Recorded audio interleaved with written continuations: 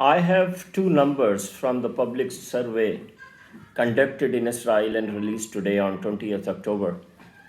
The first number is that 80% of the Israelis think that 7th October incident was fault, mistake of Netanyahu and he should be blamed for it.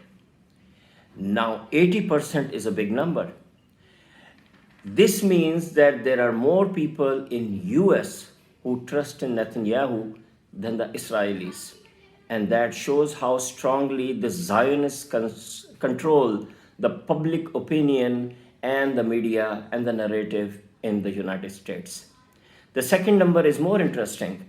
64% Israelis do not plan to vote for Netanyahu in the upcoming election, which means that US is supporting a government and taking on 1.8 billion Muslims for a government which will not be in power in another 2 to 3 years.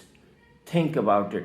So many lives will be lost because of US support for Netanyahu, who has 80% disapproval in Israel and has absolutely no chance of winning the next election.